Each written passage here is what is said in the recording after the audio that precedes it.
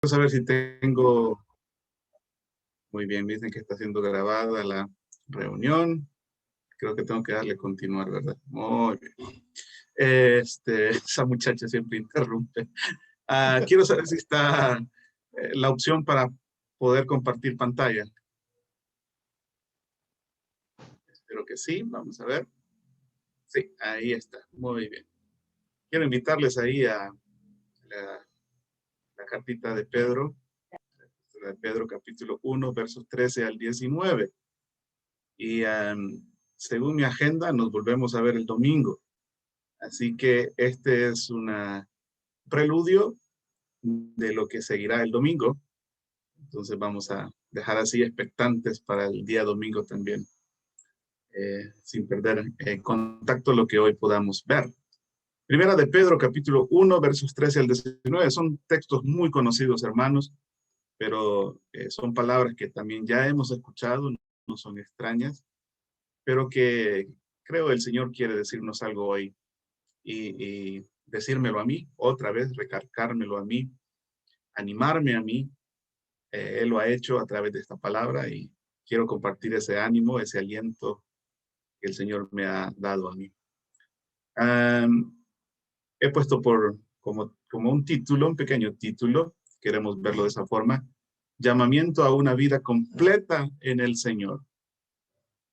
Llamamiento a una vida completa en el Señor. Dice el verso 13 del capítulo 1 de Pedro, por tanto, ceñid los lomos de vuestro entendimiento, sed sobrios y esperad por completo en la gracia que se os traerá cuando Jesucristo sea manifestado. Como hijos obedientes, no os conforméis a los deseos que antes tenían estando en vuestra ignorancia, sino como aquel que os llamó es santo, sean ustedes también santos en toda vuestra vida o en toda vuestra manera de vivir o de comportarse. Porque escrito está, sed santos, porque yo soy santo. Y si invocáis por Padre a aquel que sin acepción de persona juzga según la obra de cada uno, conducíos en temor todo el tiempo de vuestra peregrinación. Recordando que somos extranjeros, ¿verdad, hermanos? Sabiendo que fuimos rescatados de nuestra vana manera de vivir, la cual recibimos de nuestros padres, no con cosas corruptibles, como oro o con plata. Así no fue nuestro rescate, sino con la preciosa sangre de Cristo, como de un cordero, sin mancha y sin contaminación. Muy bien. ¿Recordamos cómo es el tema? Llamamiento a una vida completa en el Señor. Quiero que abarquemos 3 puntitos de nuestra vida completa en el Señor. ¿Cómo debe ser nuestra vida ante los ojos del Señor? Quiero dejar un punto aquí claro, fuerte, que no se nos olvide. Lo que hoy vamos a ver es una situación que es en forma vertical, de nosotros hacia Dios, porque Él fue hacia nosotros, pero esta es una relación vertical. El domingo estaremos viendo de una forma horizontal. Hoy es nuestro comportamiento hacia Dios. El domingo trataremos nuestro comportamiento hacia los demás. Lo primero que podemos y quiero que veamos es esperar por completo en la gracia. Dice el verso 13, esperar por completo en la gracia.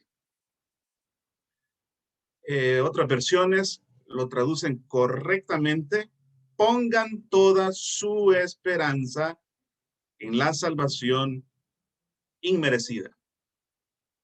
Pongan toda su esperanza en la salvación inmerecida. Vamos a soltar un poquito ahí. ¿Qué es uno de los temas, creo yo, que no se predica mucho, que no hablamos mucho, o que no hay muchos libros, o no hay mucho sermón? Es este asunto de la esperanza. Creo que oímos mucho acerca del amor y acerca de la fe. ¿Recuerdan en Corintios menciona esto, verdad? Estos tres pilares: la esperanza, el amor, la fe. Pero en este caso quiero que hablemos sobre la esperanza. Pongan toda su esperanza, toda, en esa salvación inmerecida, recibida, o esperad, como dice la Valera, por completo en la gracia. Hermanos, ¿qué es esperanza? No es eso ilusorio que muchas veces escuchamos o que entendemos en una forma rápida. No es ese esperar de que algo probablemente suceda. A ver, vamos a ver si sucede. Tal vez sucede. No. El texto no está hablando de un tal vez, de un chiripón, como decía don Stan Hanna. No está hablando de un chiripón. Está hablando de una certeza. Bíblicamente, esperanza, hermanos, es una expectativa segura. Es algo que no tenemos ahora, pero que sabemos que tendremos por la gracia de Dios.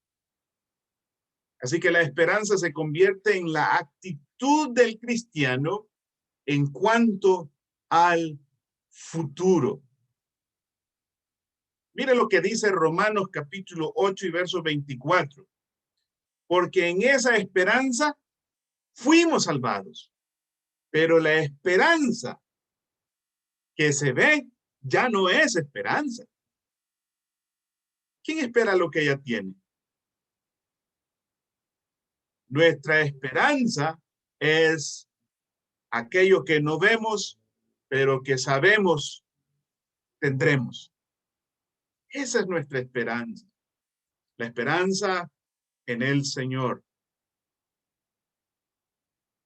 Si nuestra vida, hermanos, la enfocamos con respecto a la esperanza del creyente, créame, que entonces nuestra vida terrenal como extranjeros será diferente. Estamos luchando con muchas cosas que a veces se nos han impuesto de generaciones en generaciones por simple y sencillamente conductas aprendidas. Ni siquiera son porque se han predicado, sino por conductas aprendidas. Muchas son buenas conductas aprendidas de hermanos íntegros que han puesto su esperanza en el Señor. Y cuando estos hermanos han puesto su esperanza en el Señor, podemos oler su vida espiritual. Y son ejemplos dignos de imitar. Pero a veces, simple y sencillamente seguimos legados por las cosas que la gente ha hecho en forma física, por testimonios de ayudas aquí, testimonios de ayudas allá. Eso es algo, fíjese, que yo procuro no dejar como legado. Que no sea mi legado más fuerte lo que yo hice por las personas. Que ojalá el legado que la gente pueda recordar no solamente sean esas cosas, sino que sea la esperanza con que viví mi vida, la razón por la cual ayudé a las personas, cuál fue la esperanza en la cual depositamos muchas veces nuestras ofrendas, nuestras ayudas, nuestro tiempo. El verso 13 vuelve a recordarnos algo importante. Y es importante, hermanos, que lo leamos. Por tanto, ceñid los lomos de vuestro entendimiento. Ceñid los lomos de vuestro entendimiento. Bueno, puede que no sea algo tan fácil de entender ahora, pero para Pablo y sus oyentes era algo común, era algo cotidiano. Sus vestiduras eran unas vestiduras largas y para hacer algo había que, pues, subir un poco esa falda o ese faldón para poder hacer un trabajo o para hacer una acción. Quiero que recordemos un poquito, por ejemplo, la acción del padre cuando ve a su hijo allá en la parábola de el hijo pródigo. ¿Recuerdan eso? Que es la parábola de los hijos pródigos. Habían dos hijos pródigos. Pero en esa ocasión, cuando este hijo viene, su papá sale corriendo. Y algo que él tiene que hacer es justamente eso, ceñir sus vestiduras para poder correr y abrazar a su hijo. Ceñir los lomos, pero en este caso es de vuestro entendimiento. Otra versión lo dice, así que preparen su mente para actuar. Preparen su mente para actuar. Hermanos, hay muchas cosas en la vida que son importantes, muchas cosas que nosotros hacemos que son importantes, pero que muchas veces nos desenfocan.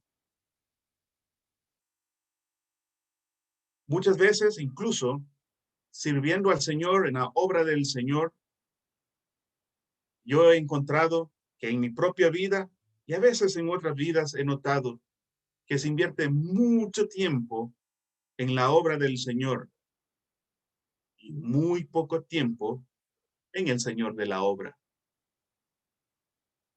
Tenemos que preparar nuestra mente, no la mente intelectual, sino en el entendimiento, como lo dice Reina Valera 60, en esa comprensión del Señor para poder actuar. Nuestra vida depende de cómo preparemos nuestro entendimiento. Ceñir los lomos significa quitar muchas cosas que estorban ese proceso de estar con el Señor. Mucho predicador, mucha persona que está al frente de otros, invierten mucho tiempo para preparar los sermones. Pero a veces, lo estoy dando desde mi punto de vista como expositor bíblico, pero muchas veces el tiempo con el Señor es nulo. Y eso entorpece el proceso de lo que se quiere hacer. Necesitamos una vida completa en el Señor. Con razón sigue diciendo, sed sobrios. Tenemos que rápidamente, hermanos, eliminar la idea de que esté hablando de un asunto de ebriedad. No está hablando de ebriedad. Está hablando de ser equilibrado. Está hablando de tener dominio propio. No habla de embriagarse. Equilibrado. Sopesar mi trabajo en la obra del Señor y sopesar mi tiempo con el Señor. Sopesar mi vida con las familias y el tiempo con mi familia. Sopesar el tiempo en el trabajo, pero también sopesar el tiempo con mi familia. Equilibrio, sed sobrios. ¿Qué son las cosas con las cuales alimentamos el alma? Más. Pues lo que se necesita es sobriedad. se necesita un equilibrio. Habla de mantener una postura correcta ante las circunstancias de la vida. Efesios capítulo 5, verso 15 dice, por tanto, tened cuidado de cómo andéis. No sean insensatos, sino sean sabios, aprovechando bien el tiempo, porque los días serán malos. ¿Me corrigen? ¡Ay! Mire una cabeza moviéndose. Son malos. Son malos. ¿Sabe cuál es el problema? El problema son las zorras pequeñas. El problema es que a veces hay cositas muy pequeñas que no las tomamos como malas. Y a veces dejamos acumular eso en nuestras vidas y al final explota. Y cuando nos explota en la cara un problema, nos explota en la cara un pecado, entonces decimos, ¡ah! Eran días malos. Hermanos, como hijos de Dios, estamos rodeados de días malos. Todos nuestros días son buenos porque son en el Señor y estamos de victoria en victoria porque Él venció por nosotros. ¿Verdad? Pero estamos en un sistema de pecado. Estamos en un mundo de maldad. Estamos peleando una batalla espiritual día y noche. Tenemos que tener cuidado de cómo andemos, no como insensatos, sino como sabios. Y más adelante dice, si no entender, ahí en Efesios, cuál es la voluntad del Señor.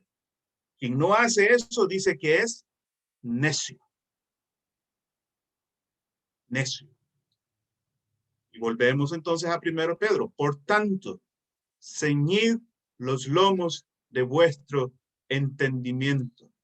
Sed sobrios. Y entonces ahora aparece esta expresión. Esperad por completo en la gracia que nos traerá cuando Jesucristo se manifieste. Esperad por completo en la gracia. Hermanos, ¿cuáles son esas circunstancias que a veces, no es cierto, ponemos como un énfasis más grande en nuestro futuro en las cosas en que nosotros podemos hacer o estamos haciendo y no en el Señor? Esperanza completa en la gracia. No es una parte de lo que tú haces, de lo que tú tienes ahorrado, de lo que tus fuerzas te dan, de lo que tu conocimiento es capaz. No es una parte. No esperen por una parte en la gracia. Esperen por completo en la gracia. Todo nuestro círculo, toda nuestra vida, nuestra familia debe girar en esa esperanza provista por el Señor. Con razón dice, no os conforméis. No os conforméis. Versículo 14. Como hijos obedientes, no os conforméis a los deseos que antes tenían estando en ignorancia. No tomen el molde del pasado. En el pasado, hermanos, nuestra vida se basaba en lo que nosotros podíamos hacer. En el pasado, nuestro futuro se basaba en lo que podíamos acumular en el banco. En el pasado, nuestro futuro dependía de lo que podíamos alcanzar en una universidad. Ojo, no estoy diciendo que usted no debe trabajar, no estoy diciendo que usted no debe ser una persona que ahorre, que no debe ser una persona que estudie, debe hacerlo, El que no trabaje, que no coma. Pero usted y yo no podemos poner una parte de nuestra dependencia en esas cosas.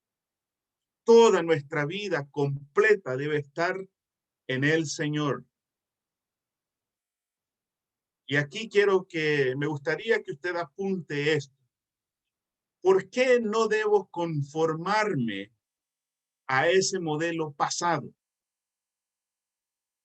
Dice, como hijos obedientes. No me voy a conformar al pasado porque es un asunto de obediencia. No me voy a conformar al pasado porque es un asunto de un mandamiento. Pero no me conformaré al pasado porque es un asunto de ser hijos. Por lo tanto, no me conformaré al pasado porque es un asunto de amor. No podemos poner, hermanos, solamente el dedo o estar afirmando solamente en el asunto de que es un mandamiento, de que es un asunto de obediencia. Hay que hacerlo, porque la Biblia dice, no os conforméis. No dice, les aconsejo. ¿Verdad que no dice así? Les doy mi opinión. No, el Señor no está dando su opinión. Ni nos está dando un consejo. Es más que un consejo. No se conformen, no tomen el molde, no regresen al pasado. Entonces es un asunto serio de obediencia, es un mandamiento. Pero también el Señor aboca a ese que es un asunto de ser hijos, como hijos. Es un asunto de amor. Una de las cosas que yo pregunto cuando soy el encargado aquí en la asamblea de dar estas charlas de bautismo, y una de las cosas que yo pregunto es, ¿por qué se quiere bautizar? ¿Cuál es la razón por la que usted quiere bautizarse, hermano o hermana? La mayoría de las veces me contestan de esta forma y creo que no es porque es una mala respuesta, simplemente es algo que hemos aprendido. Y no es tampoco lo que ellos sienten, simplemente es algo aprendido. Y ustedes me van a dar la veracidad y me dicen, bueno, porque es un mandamiento, es un paso de obediencia. Ok, está bien, es correcto. El Señor dice que hay que hacerlo, así que es un paso de obediencia. ¿Por qué se pone el cinturón de seguridad, hermano? ¿Porque es un asunto de obediencia o porque es un asunto de amor? Y yo muchas veces no me quiero poner el cinturón de seguridad. No amo muchas veces a los policías. Me lo pongo porque a veces es un asunto de obediencia. A veces tengo que dar rotondas porque están bloqueadas las calles y el policía me dice, no, por aquí no, váyase por acá. Y obedezco, pero no lo hago con mucho amor porque me estropean el día. Pero el Señor quiere dejarnos claro este asunto. No solamente es un asunto de obediencia. No lo olvides, es un mandato. No es un consejo. Pero también quiero llegar a lo profundo de tu corazón y recordarte que tú eres mi hijo. Y este es un asunto de amor. Un asunto de amor del padre al hijo, diciéndote cómo va a ir mejor tu vida. Pero también un asunto del hijo al padre. ¿Por qué vas a obedecerle? ¿Por qué tratarás de que tu vida completa se base su esperanza en el Señor? Yo estoy luchando con mis hijos para crear en mis hijos hijos que puedan ser fieles al Señor. Pero si yo baso mi esperanza en mis conocimientos, en mis esfuerzos, en mi disciplina, en lo que yo quiero practicar con ellos, voy a fracasar. Debo poner mi confianza en el Señor, que el Señor hará con ellos lo que hay que hacer. Y aún con todo puede ser que mis hijos fracasen, al fin y al cabo será la decisión de ellos. Pero como papá, no voy a fracasar. Y aquí quiero dejar no un consejo, sino un consuelo a los padres. Papá, si tus hijos han ido por un camino que tú no enseñaste, pero tú lo enseñaste en la esperanza que el Señor da, tú no fracasaste como papá. Porque tu responsabilidad como padre es dar lo que el Señor quiere para sus hijos, la provisión. Ese es un lindo consuelo. La decisión fue de ellos. Pero entonces ahora, ese es solamente un campo en la vida en la que podemos colocar esto de la esperanza completa en el Señor. Porque ahí dice, cuando el Señor se manifieste, la parusia, la segunda venida de Cristo, ¿qué es el día a día que nosotros estamos esperando? ¿Estamos añorando que nuestras cuentas en el banco crezcan? ¿Estamos añorando alcanzar la mejor maestría? Si lo logras y puedes, qué bien, pero que no sea tu esperanza, que tu vida no se agote en eso.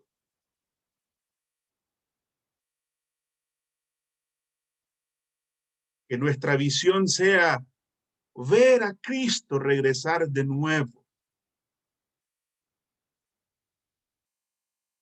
Si eso es latente en mi vida, todos los días, pensar, creer que mañana posiblemente, hoy posiblemente, el Señor empezará a descender para recoger a su iglesia. No tengo opción para querer moldear mi vida a como era en el pasado, en una vida de ignorancia.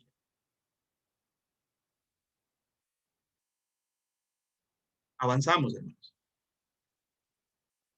Dice la Escritura. Díganme cuánto tiempo tengo, hermanos. A mí se me escapa el espacio. ¿Cómo vamos con el tiempo? 15 minutos, hermano. Muy bien, gracias. Avanzamos. Dice el versículo 14, versículo 15. Sino como aquel que os llamó es santo, sed también vosotros santos en toda vuestra manera de vivir. Sed santos por completo. Esperemos por completo en la gracia del Señor, pero también seamos santos por completo. Dice su palabra, sed también vosotros santos en algunas áreas de vuestra vida, porque algunas ustedes van a saber cómo salir adelante. Así dice su Biblia, yo creo que no. En toda vuestra manera de vivir. Toda vuestra manera de vivir. Sed santos por completo.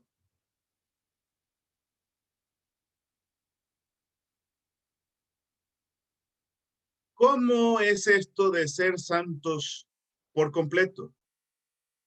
Bueno, el asunto aquí es, siga el ejemplo correcto, hermano. Dice el verso 15, como aquel que los llamó es santo, sean ustedes también santos. Como aquel que les llamó es santo, sean también ustedes santos. Necesitamos seguir el ejemplo correcto, necesitamos seguir a la persona correcta para que la santidad abarque toda nuestra vida. Hay una santidad errónea que circula en las iglesias. Esta santidad errónea se consigue cuando Jesús no es el modelo a seguir. Entonces caben algunas preguntas. Hermanos, ¿cómo fue la santidad de Jesús? ¿Cómo fue su vida? ¿Cómo practicó su vida? ¿De qué se alejó? ¿Y de qué no se alejó? ¿De quién se alejó? ¿Y de quiénes no se alejó? ¿Quién es tu modelo? ¿Será una persona, un humano, una humana, una persona tu modelo? ¿Será una iglesia tu modelo? ¿Será una tradición tu modelo? Si Cristo no es el modelo, estaremos entrando en una santidad errónea, errada, y vamos a tergiversar la verdadera santidad. Leemos muchas veces en la Escritura cómo hombres acusaban al Señor de involucrarse en algunas actividades e involucrarse con algunas personas. Que la religión y la tradición les decía que era inmundo estar con aquellas personas, tocarles, sanarles, hablarles, acercarse a ellos, o hacer esto o hacer lo otro.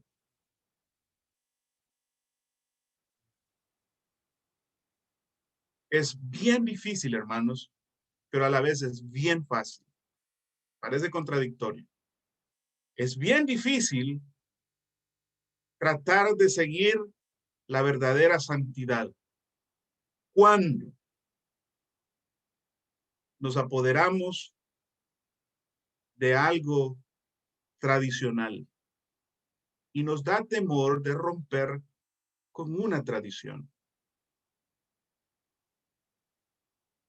Pero benditos aquellos que estén dispuestos a manchar su nombre ante los hombres por permanecer puros y santos ante Dios por cosas que la tradición nos dice que no hay que hacer.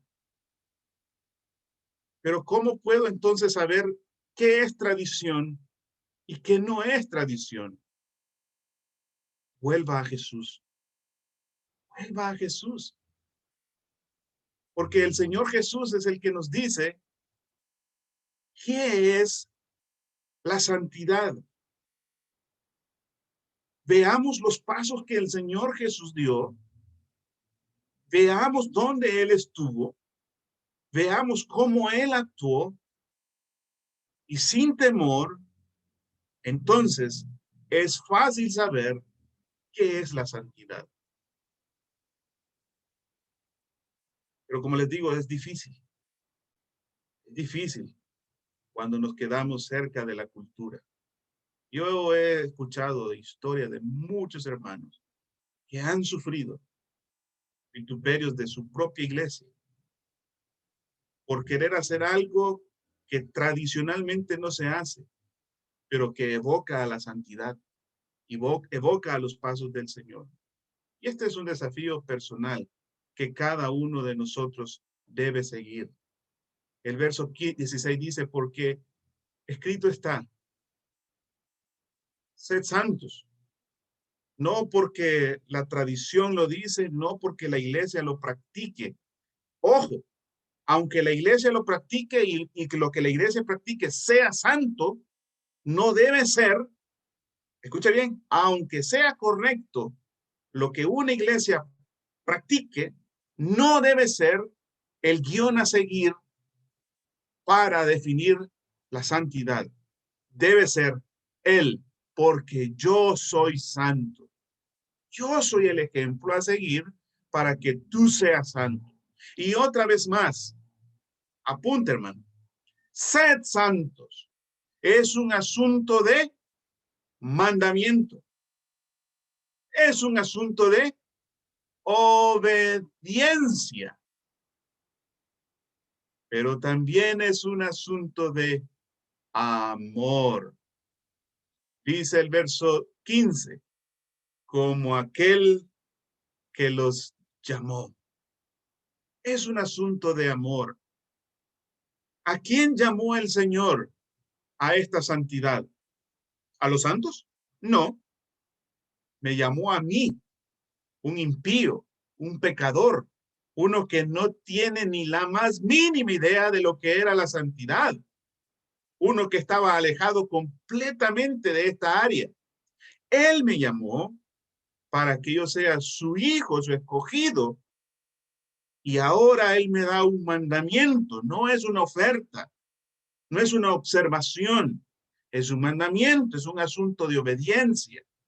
Pero Él vuelve a apelar a que sea un asunto de amor. Usted y yo podemos hacer todo lo que la Biblia dice por una cuestión mera de obediencia.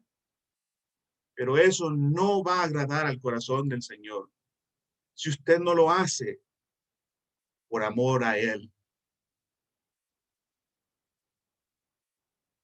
Cuando le amamos y hacemos las cosas por amor, la obediencia cobra sentido y cobra el valor real. Si me amáis, me gustaría que alguien lo termine. Ahí lo murmuraron. A ver, mi Guardad mis hermano. mandamientos. Exactamente. No es, guarden mis mandamientos para que me amen. No, no, no, no funciona así. Si me amáis, sed santos. Cuando dice que le amemos con temor, es porque el temor es muy distinto al miedo. A mí me encanta que mis hijos me tengan temor y no miedo. Porque el miedo es el asunto aquel donde mis hijos saben que hay una faja de por medio o una palabra áspera de parte de su papá. Pero el temor es cuando sus hijos pueden ver que su acción derramará una lágrima en el rostro de su papá o su mamá. Y eso quebranta su corazón, detiene sus pies, detiene sus manos, detiene su boca y dice, no, no, él no se merece esto. No, mamá no se merece esto. No, Dios no se merece esto. Eso es temor. Cuando tu cuerpo tiembla porque sabes que un día en el madero el pecado que estás a punto de cometer va a ser puesto sobre aquel que nunca conoció pecado, pero que un día se hizo pecado por nosotros. Así que, hermanos, sé que el tiempo estamos cerca. Esperemos por completo, tengamos esperanza completa en el Señor, poniendo su regreso como aquello que nos ayude a entender que esto es verdad y que ahí se cumplirá todo lo que Él nos ha prometido. Hagámoslo porque es un mandamiento, porque es un asunto de obediencia, pero porque es un asunto de amor. Seamos santos por completo. Todas las áreas de nuestra vida, todas. Sonrisas, enojos, matrimonio, padres, hijos, empleador, empleado, miembros de una iglesia, pastores ancianos de una iglesia. Todo. La economía de la casa en santidad. Porque es un mandamiento, porque es un asunto de obediencia, pero porque es un asunto de amor.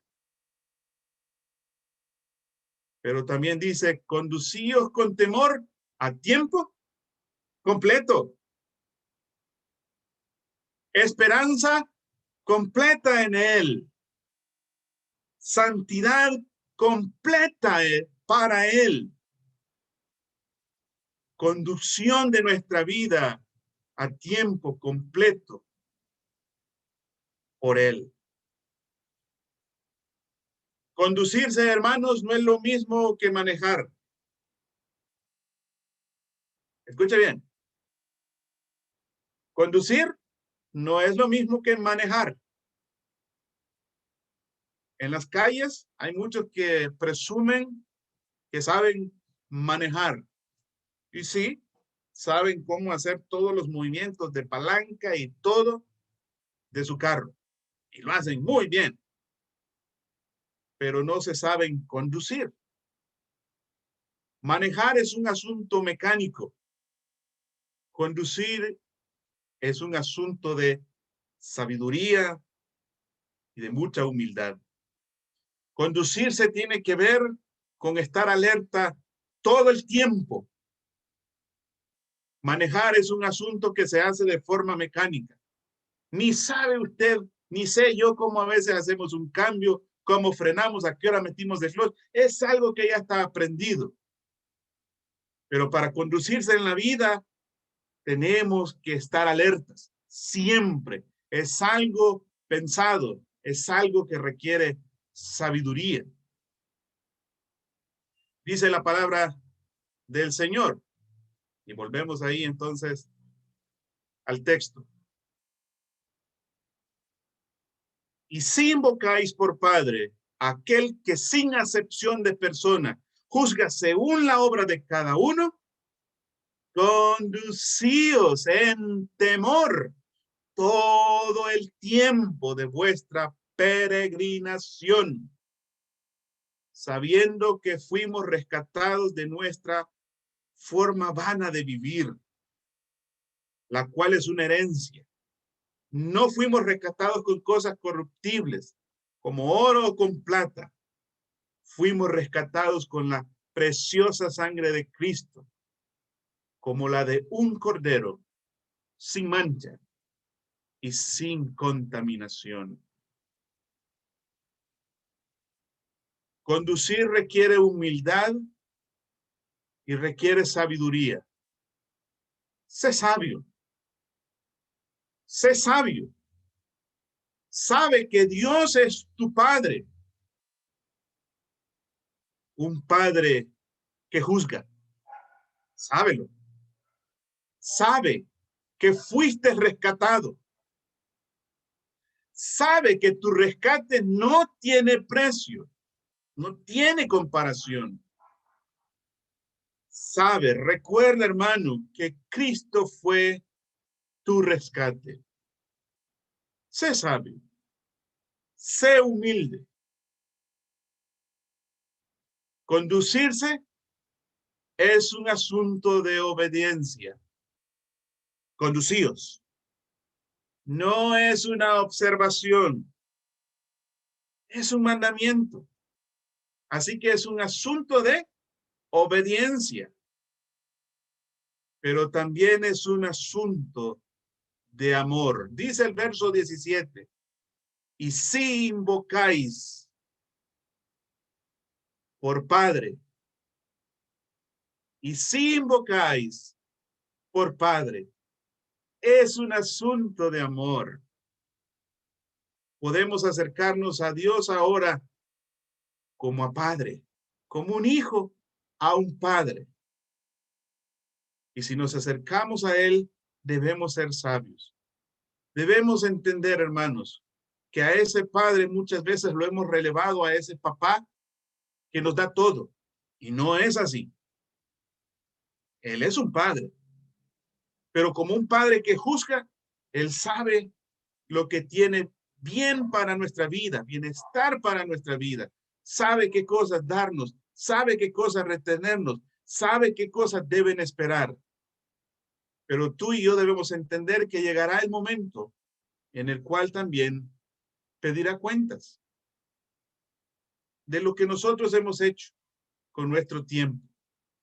Así que debemos conducirnos con temor, otra vez, no con miedo, con temor.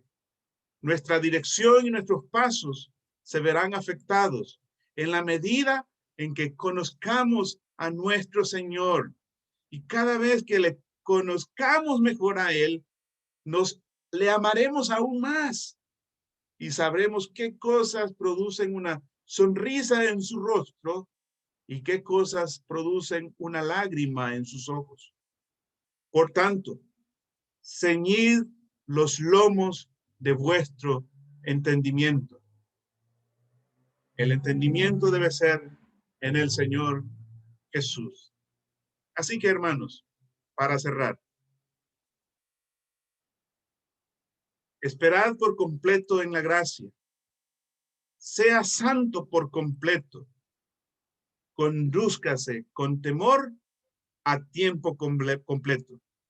Porque es un asunto de un mandamiento. Es un asunto de obediencia. Pero por sobre todas las cosas, debe ser un asunto de amor de sus hijos a ese Padre que nos llamó a su gloria, a su gracia, a la eternidad a través de Cristo, aquel que murió por nosotros como un cordero sin mancha y sin contaminación. No fuimos rescatados con cosas corruptibles como la miserable plata o el oro, sino con la sangre preciosa del Señor. ¿Hay alguien aquí que no tiene a Cristo en su corazón? Es difícil vivir una vida en esperanza. Es difícil vivir una vida en santidad, en rectitud. Es imposible agradar a Dios. Si Cristo no es tu Salvador, hoy es el tiempo aceptable. Es más, la Escritura no dice hoy. La Escritura dice, ahora es el tiempo aceptable. Ahora es el momento de salvación. En este instante, tienes la oportunidad de decirle al Señor, confío en que tú eres el único que puede salvarme por esa preciosa sangre y darme la esperanza y darme la capacidad de conducirme y hacerlo mejor. Pero sobre todo, de estar un día contigo, porque seremos santificados por la sangre de Cristo. Que el Señor te bendiga, que el Señor nos bendiga. Y una vez más, ven a Cristo ahora. Él desea salvarte. Él ya hizo la obra en la cruz del Calvario. Él ya murió por ti. Solo tienes que recibir el regalo que Él te da. El que confía en mí tiene vida eterna y no vendrá condenación, sino que ya pasa de muerte a vida. El Señor nos bendiga.